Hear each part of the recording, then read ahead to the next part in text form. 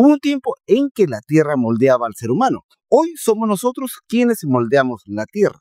Cambiamos el clima, los océanos, los paisajes e incluso el curso de la historia geológica. ¿Estamos entrando en una nueva era? Algunos la llaman antropoceno, la era del hombre. Y esta es su historia. ¿Quieren saber más? Entonces acompáñenme a ver de qué va el asunto. Soy Miguel Fullita y sean bienvenidos, como todos los lunes del milenio, a Batiburrillo, la aventura del conocimiento.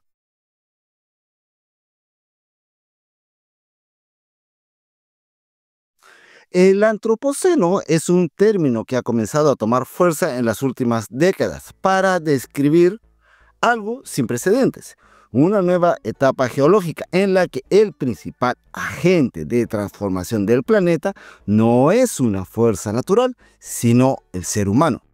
A lo largo de los últimos 2000 años, la Tierra ha vivido en el Holoceno, un periodo relativamente estable en términos climáticos, que permitió el surgimiento de la agricultura, el desarrollo de las civilizaciones y, en última instancia, la expansión global de la especie humana.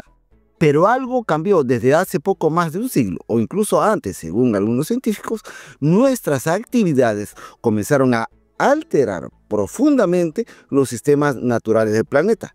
Cambiamos la composición química de la atmósfera, provocamos una extinción ilimitada de especies animales y vegetales, redibujamos los paisajes, contaminamos los océanos y modificamos el equilibrio climático de la Tierra. Frente a esta situación, un grupo de científicos liderado por el premio Nobel de Química Paul Crutzen y el biólogo Eugene Stormer propuso en el año 2000 llamar a esta nueva etapa antropoceno, del griego antropos, humano, y kainos, nuevo, la era del humano. Pero no se trata tan solo de una etiqueta científica. El concepto de antropoceno plantea un cambio radical en cómo entendemos nuestro lugar en el mundo. Si antes veíamos a la humanidad como una especie más dentro de un gigantesco sistema natural, ahora debemos reconocernos como una fuerza geológica capaz de modificar el destino del planeta a escala global. El debate está abierto.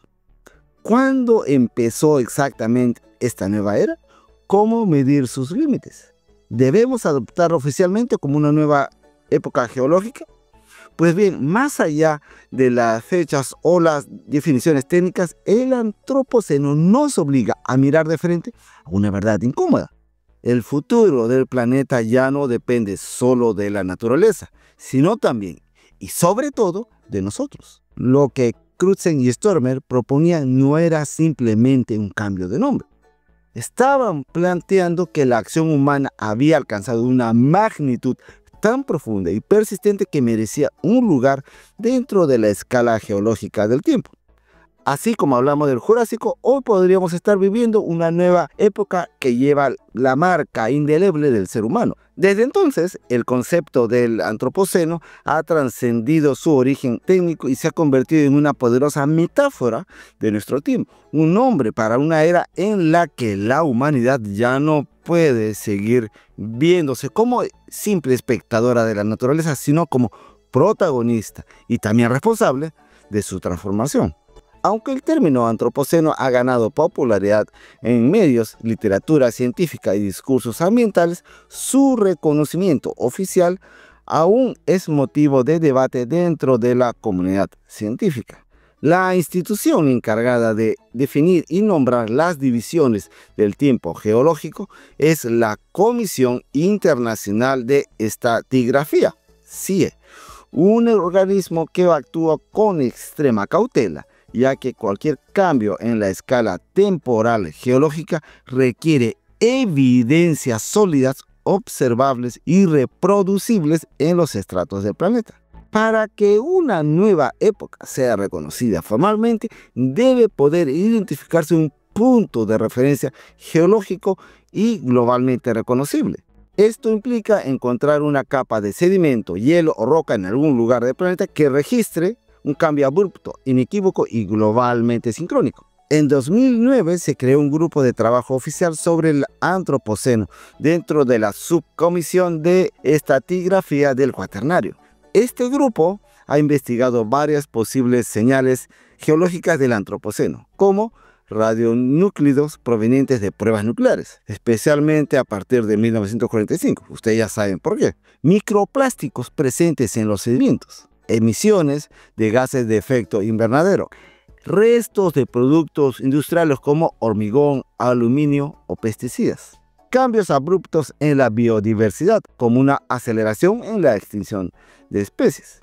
En 2023, tras años de estudio, el grupo de trabajo propuso formalmente establecer el inicio del Antropoceno en la década de 1950. Como posible marcador físico se consideró el lago Crawford, en Canadá, cuyos sedimentos muestran trazas claras de actividad humana postindustrial. Sin embargo, en marzo de 2024, la Comisión Internacional rechazó la propuesta argumentando que, aunque el impacto humano es innegable, no hay todavía un consenso suficiente ni un marcador estratigráfico que justifique abrir oficialmente una nueva época geológica. Esto no significa que el concepto carezca de valor. Muy por el contrario, el Antropoceno sigue siendo una herramienta poderosa para pensar el presente desde múltiples disciplinas: geología, ecología, ética, política, historia. Pero por ahora, en términos estrictamente geológicos, seguimos oficialmente en el Holoceno. Durante el Holoceno, que comenzó hace aproximadamente 12.000 años, tras el fin de la última glaciación, el planeta experimentó una estabilidad climática sin precedentes, ideal para el desarrollo de la vida humana tal como lo conocemos. Las fuerzas naturales, como los cambios orbitales de la Tierra, el vulcanismo o los ciclos de glaciación, fueron los agentes dominantes del cambio, y su influencia moldeó lentamente el paisaje, permitiendo la expansión de ecosistemas y el surgimiento de las primeras grandes civilizaciones. La atmósfera experimentaba fluctuaciones dentro de márgenes normales, y el impacto ecológico de la humanidad, aunque creciente, se mantenía en niveles relativamente limitados. En los sedimentos de esta era, las huellas humanas eran mínimas o prácticamente inexistentes. Hay que señalar que el Antropoceno no cancela el Holoceno, sino que lo sucede como una respuesta a nuestra creciente influencia sobre el planeta. Donde el Holoceno fue el escenario que permitió nuestra expansión, el Antropoceno es el momento en que esa expansión se vuelve tan, pero tan masiva que deja huellas permanentes en la Tierra. En resumen, el Holoceno es la era de la adaptación humana al planeta, y el Antropoceno, en cambio, es la era de la transformación del planeta por los humanos. Y ahora bien, ¿cuándo comenzó realmente el Antropoceno? Esa es una de las preguntas más debatidas en la ciencia contemporánea. No existe una única respuesta, porque no hay un consenso definitivo.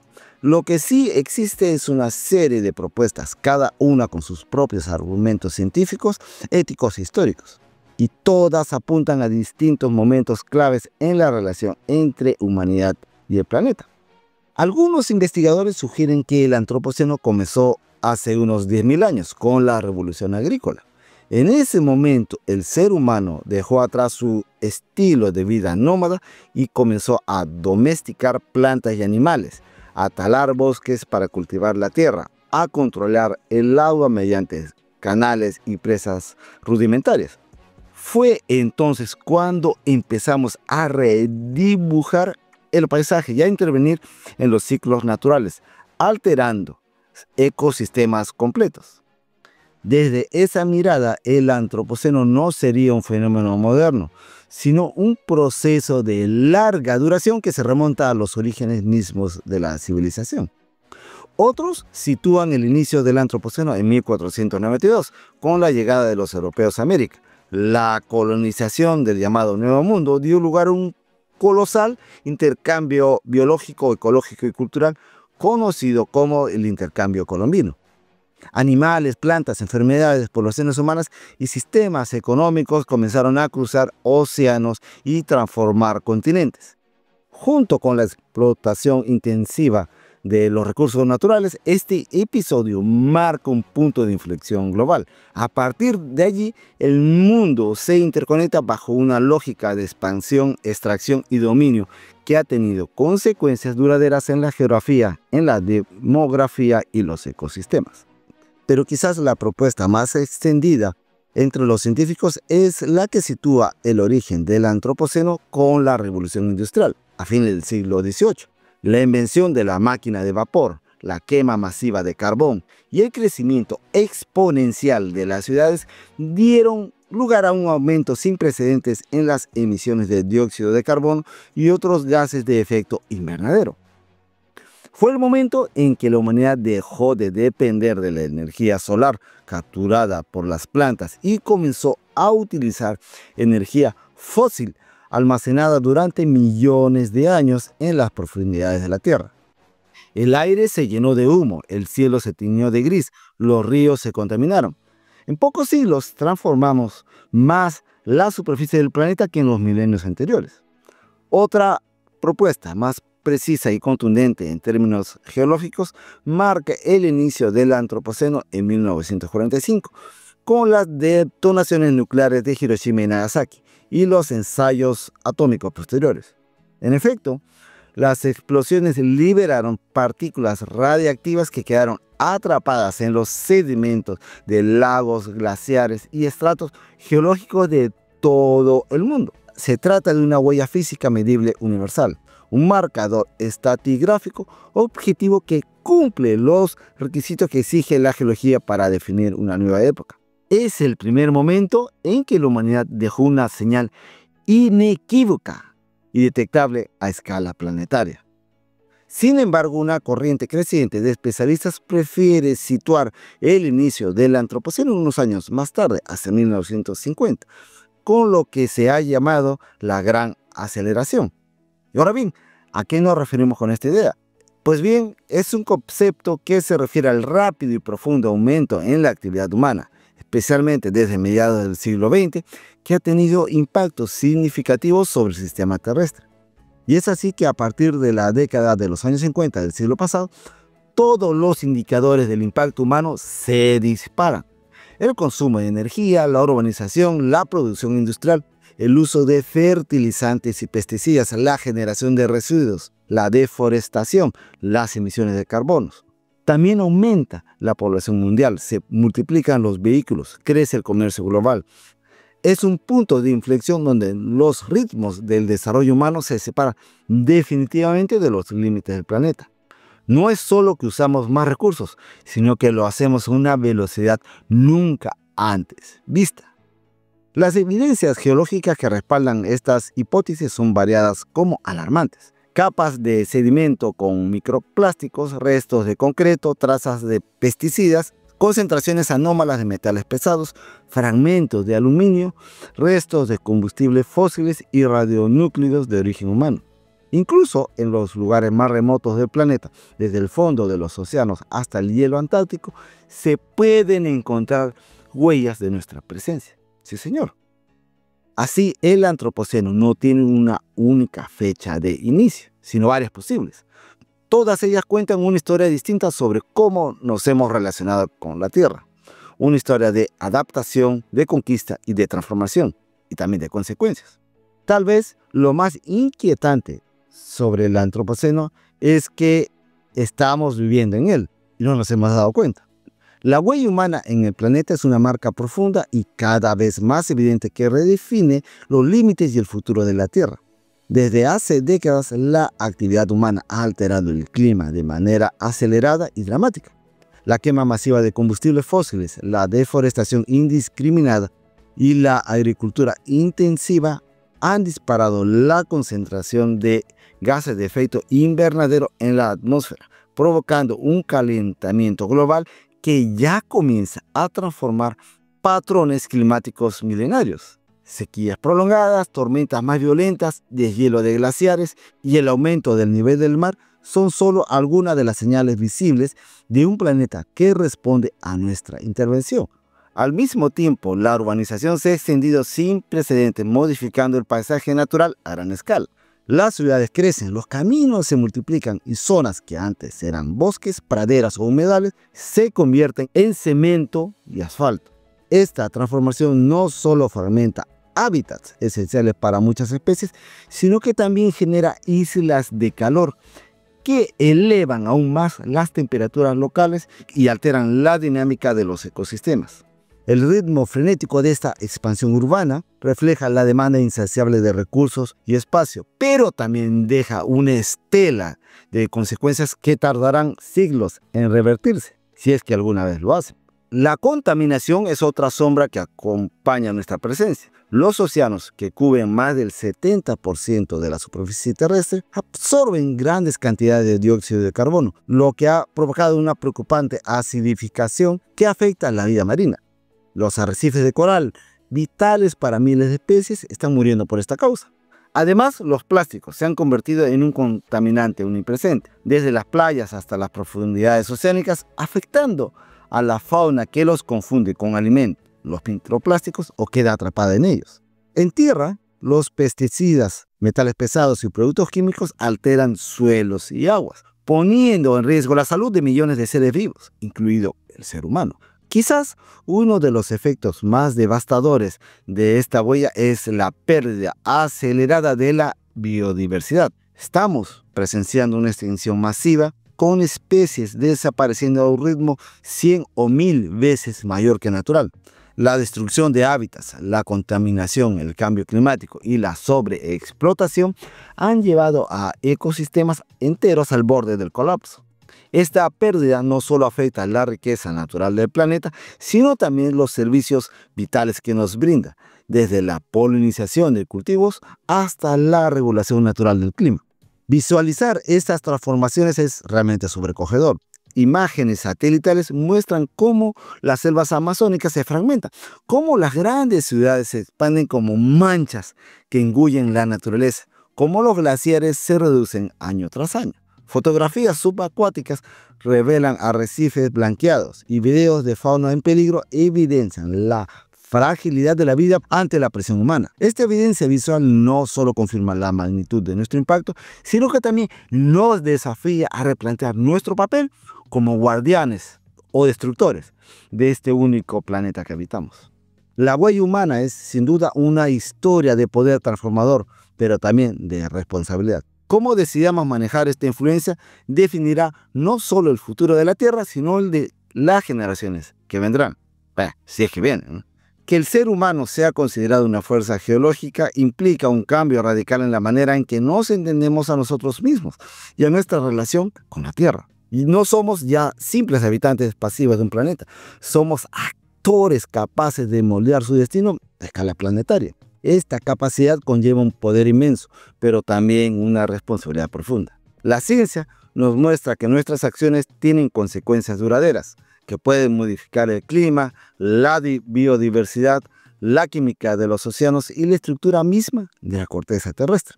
Este reconocimiento abre interrogantes filosóficas y éticas sobre cómo debemos usar ese poder y qué deberes tenemos hacia el planeta de las futuras generaciones. En este sentido, surge una tensión entre responsabilidad y arrogancia. Por un lado, ser una fuerza geológica debería inspirar humildad y cautela, porque la Tierra es un sistema complejo y frágil, donde cualquier alteración puede desencadenar efectos impredecibles y a menudo irreversibles. Pero, por otro lado, el poder que hemos adquirido puede alimentar la soberbia, la idea de que podemos dominar y controlar la naturaleza a voluntad, sin reparar en los daños colaterales. Esta arrogancia ha sido una de las causas profundas de la crisis ambiental que enfrentamos. La ciencia, entonces, no solo documenta los hechos, sino que también invita a la reflexión sobre cómo orientamos nuestro accionar.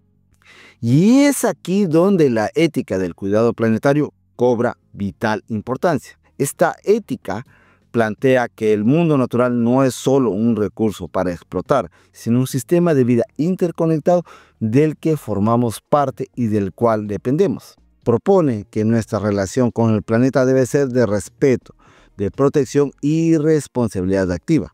Esto implica repensar no solo nuestras tecnologías y economías, sino también nuestras creencias, valores y estilos de vida. La ética del cuidado nos insta a adoptar una mirada holística que contemple el bienestar de todas las especies y los ecosistemas y a priorizar la sostenibilidad y la justicia ambiental.